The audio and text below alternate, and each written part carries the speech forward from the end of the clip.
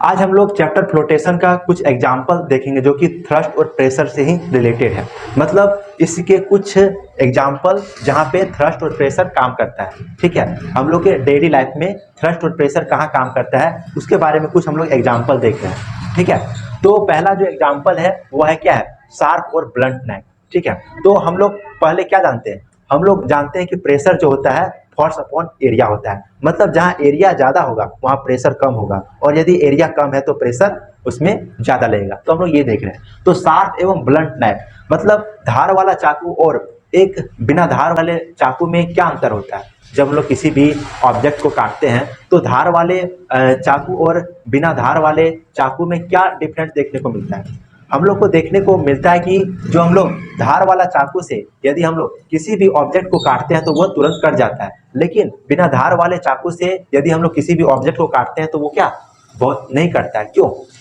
और यदि कटता भी है तो उसमें बहुत फोर्स लगाना पड़ता है, प्रेशर लगाना पड़ता है। ठीक है, तो तब जाके वह करता है, लेकिन अच्छा तरह से नहीं करता है। तो उसमें क्या काम कर रहे हैं, देखो शार्प चाकू में क्या होता है, उसका जो धार होता है वो उसका एरिया जो होता है वो बहुत कम होता है। तो एरिया जहाँ कम होता है वहां पे क्या होता है, प्रेशर ज्यादा लग रहा है। तो प्रेशर ज्यादा लगने की वजह से क्या होता है, वो तुरंत किसी भी ऑब्जेक्ट को काट देता है। लेकिन ब्लंट नाइफ में क्या होता है, बिना धार वाले चाकू में क्या होता है कि उसमें एरिया बहुत ज्यादा होता है, तो उसमें प्रेशर कम लगता है, तो किसी भी ऑब्जेक्ट को नहीं काट पाता है। ठीक है, अब आता है दूसरा point, wide strap of school bag. जो हम लोग स्कूल बैग जो पहनते हैं, ले जाते हैं, तो उसमें क्या होता है, उसमें चौड़ा पट्टी दिया जाता है। क्यों चौड़ी पट्टी क्यों दिया जाता है?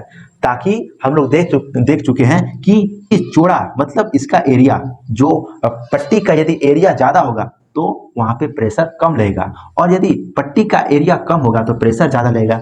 तो यदि कम पट्टी वाले बैग यदि हम लोग पहनेंगे तो हम लोग को बहुत भारी लगेगा। क्यों?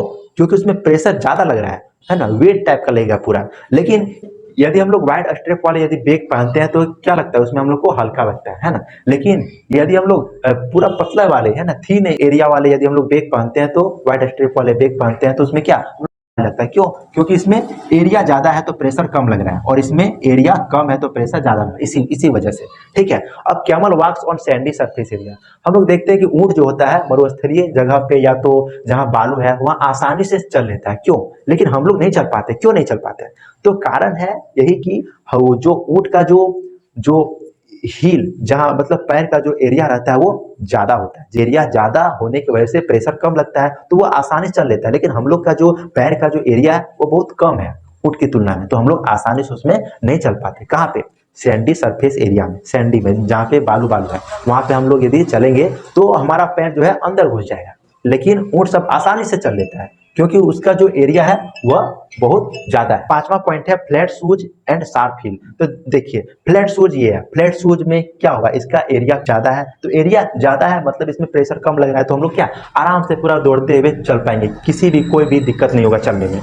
लेकिन हील को यदि कोई भी पहनता है, कोई लेडीज सब, तो क्या होता है वो लोग बहुत आराम से चलती है। क्यों आराम से? इसलिए चलती है क्योंकि उसका जो एरिया है वो बहुत कम है। जब एरिया कम है तो उसमें प्रेशर ज्यादा लग रहा है तो वह संभल के चलना पड़ता है। लेकिन फ्लैट में क्या आराम से हम लोग दौड़ के जहां मन चाहे वहां चल जाते हैं। ठीक है, लेकिन इसमें हील में क्या होता है कि हम लोग आराम से नहीं चल पाते हैं क्योंकि उसमें एरिया कम होता है। ठीक है, तो ये था कुछ एग्जाम्पल, ठीक है, जो कि थ्रस्ट और प्रेशर से रिलेटेड है, जो हमारे डेली लाइफ में इस्तेमाल, और हम लोग देख सकते हैं कि थ्रस्ट और प्रेशर कहाँ कहाँ होता है। ठीक है।